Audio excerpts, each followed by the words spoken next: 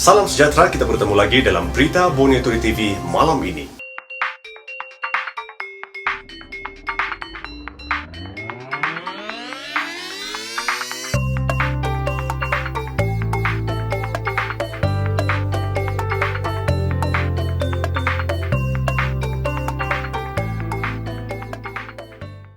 Kluster petugas kesihatan melibatkan 3 hospital di Sabah.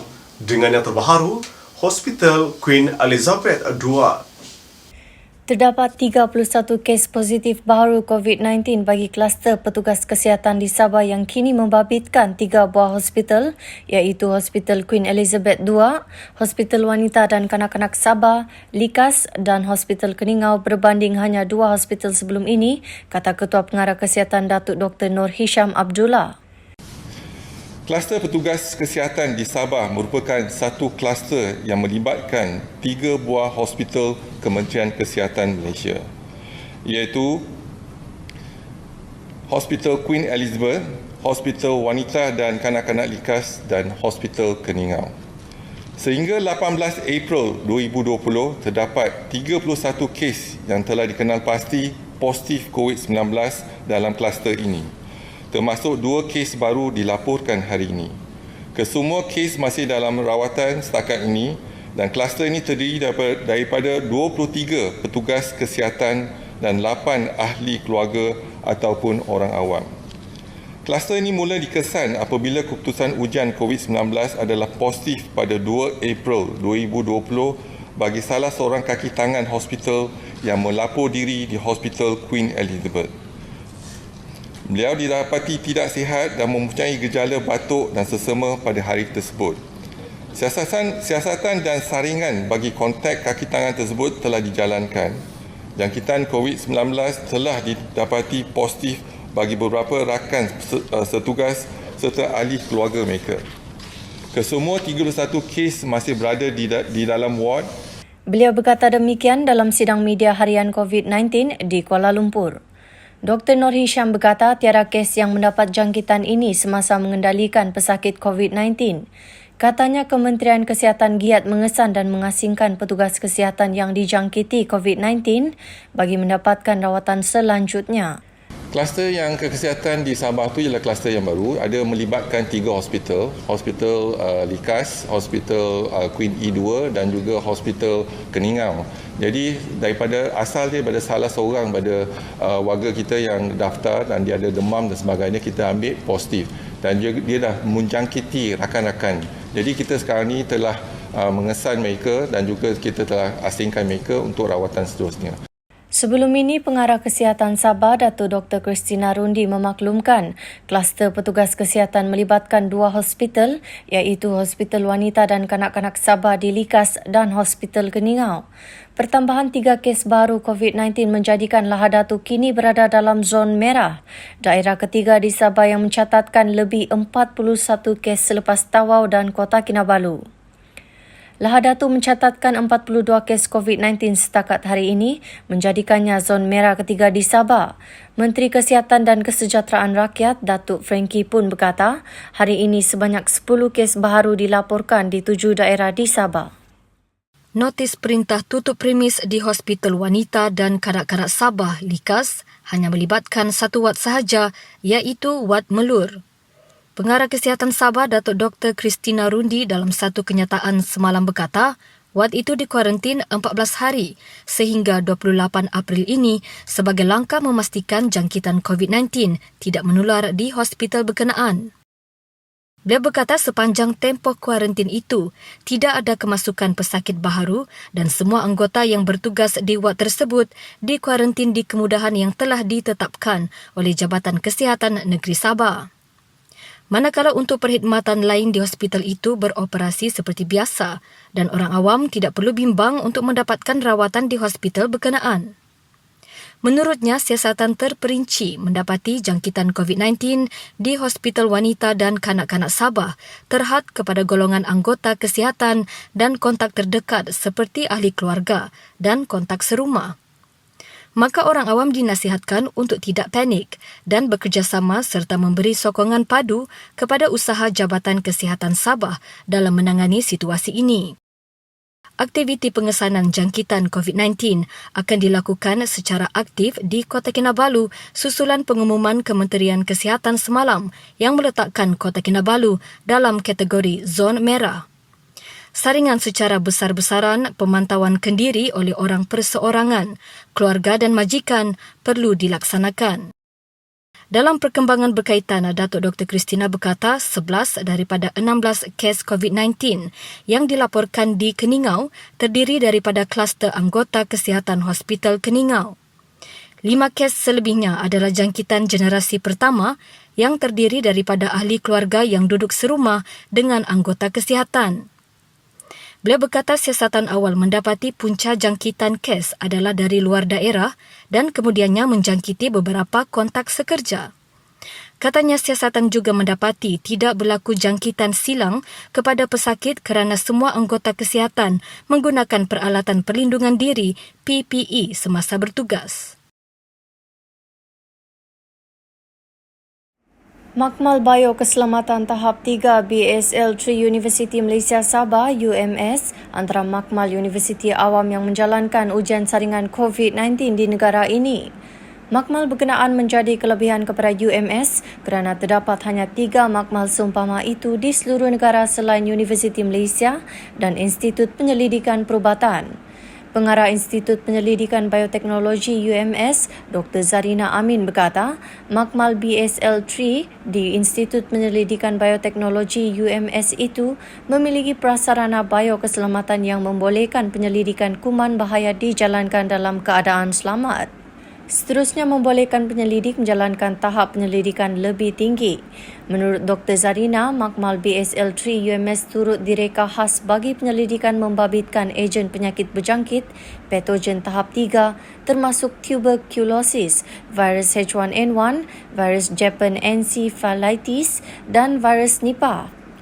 We had the meeting with JKNS. We straight away started to develop all of our work protocols and review all our SOPs. Sebab sebenarnya di IPB ini we already have had certain types of infectious diseases work that is being carried out lah. I think you know kan in Sabah the important issue of health is TB kan. So di tempat di makmal BSL3 ni memang kami menjalankan work on TB lah.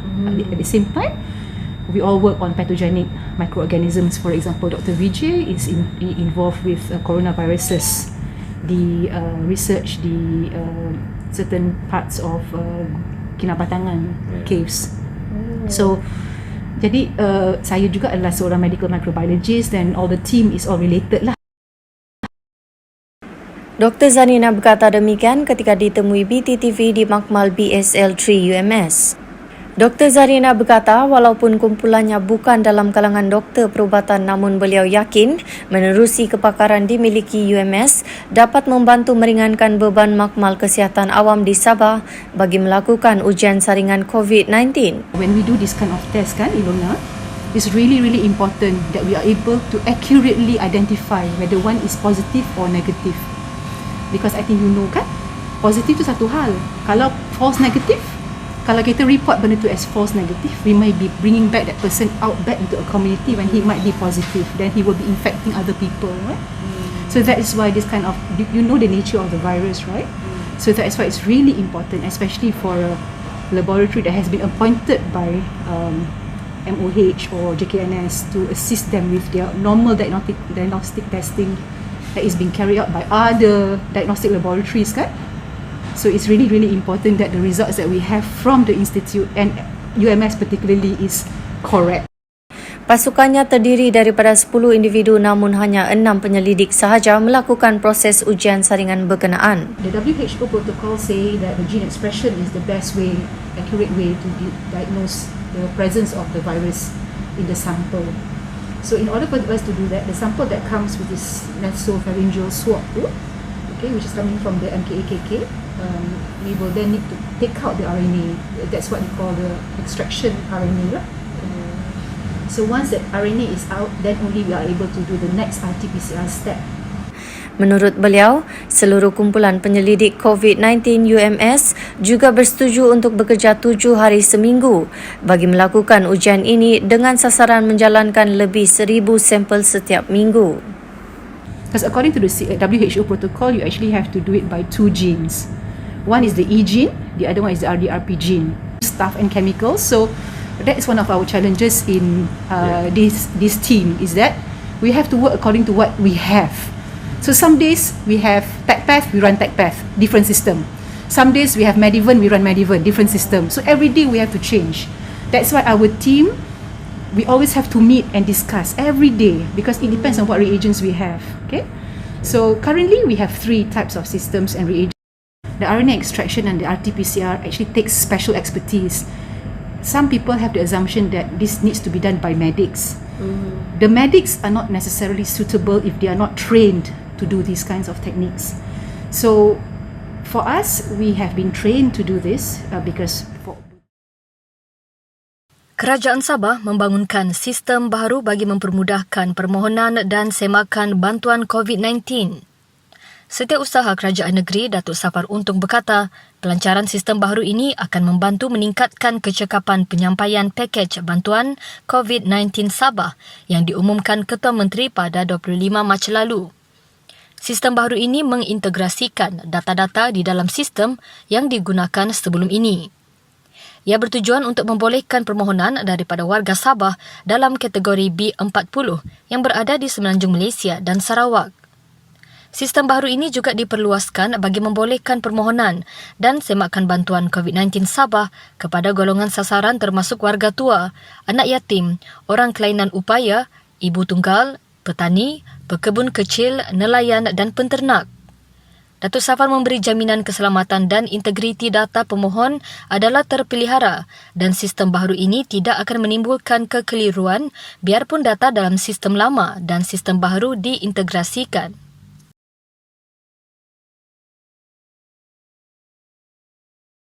Keperluan masyarakat luar bandar dan pedalaman tidak pernah diabaikan meskipun dalam tempoh PKP. Menteri Pembangunan Infrastruktur, Datuk Peter Anthony berkata, 6 jambatan gantung di Pangkalan Salong, Pagalungan yang rosak akan diperbaiki segera dengan anggaran kos keseluruhan antara 1 juta hingga 1.5 juta bagi memastikan penduduk kampung tidak terputus perhubungan kerana kemudahan itu menjadi laluan utama penduduk di Kampung Sapulut dan Salut. Datuk Peter meninjau keadaan jambatan gantung itu selepas majlis penyampaian bantuan makanan bagi kawasan Salong, Pagalungan dan Pensiangan.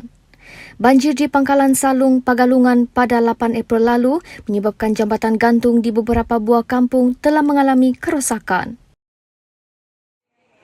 Pejabat Pusat Khidmat Rakyat Parlimen P190 Tawau mengagihkan 4,300 bantuan barangan keperluan makanan sumbangan Kerajaan Sabah kepada penduduk daerah itu semalam.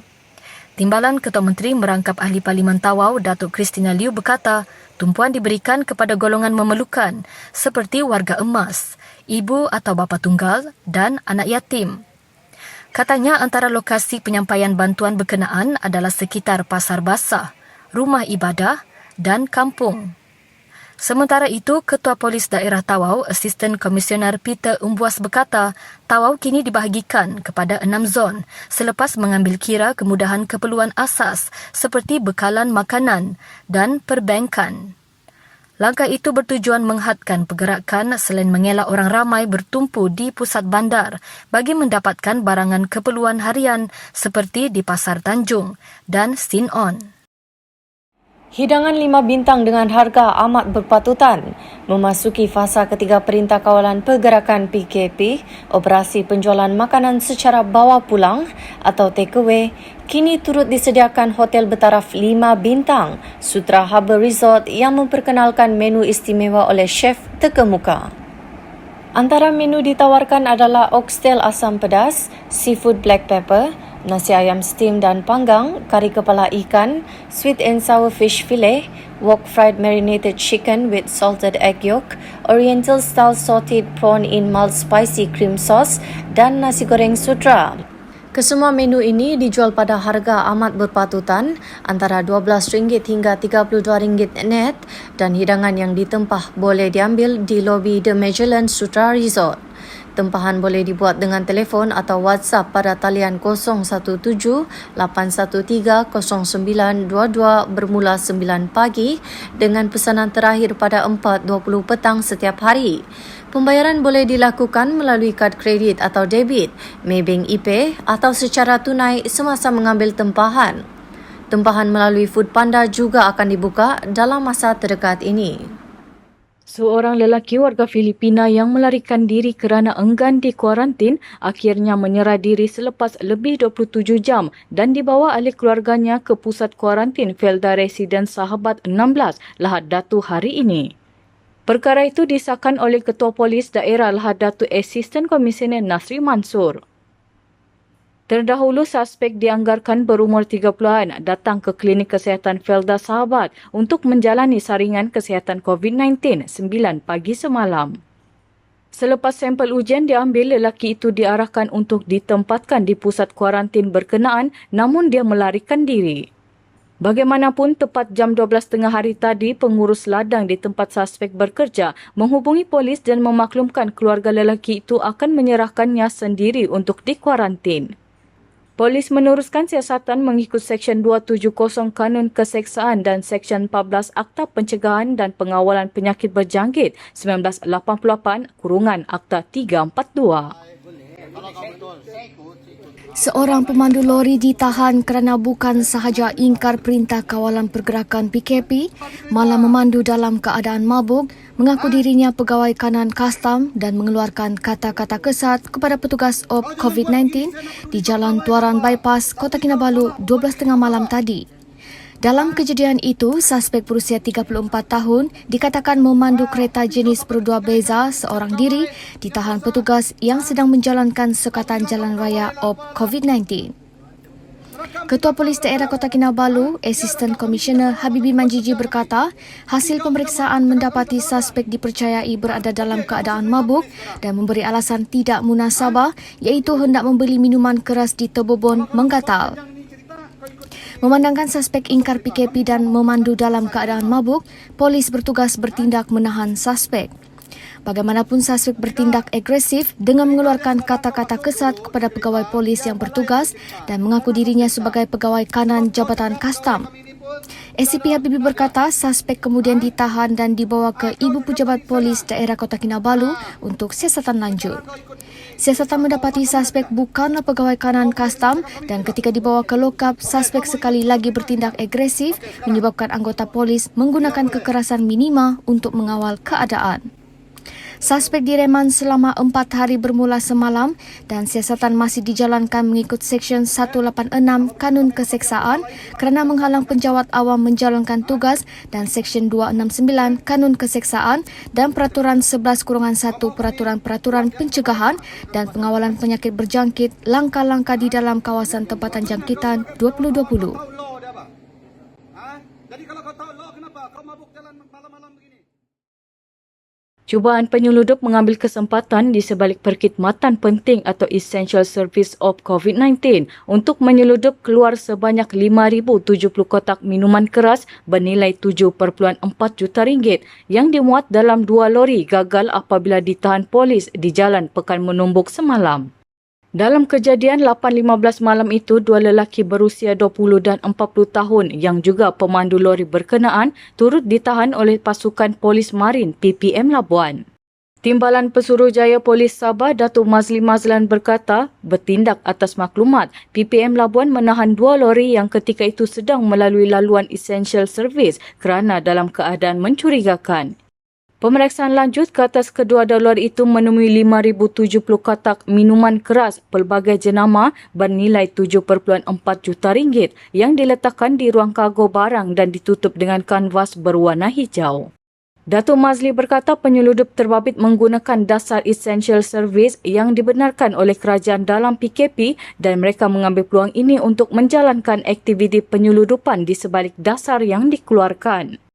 Kes disiasat mengikut Seksyen 135-1-D Akta Kastam 1967.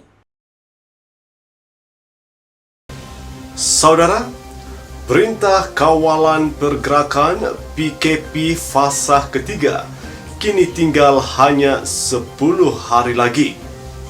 Sama ada ia dilanjutkan atau tidak, itu bergantung kepada anda.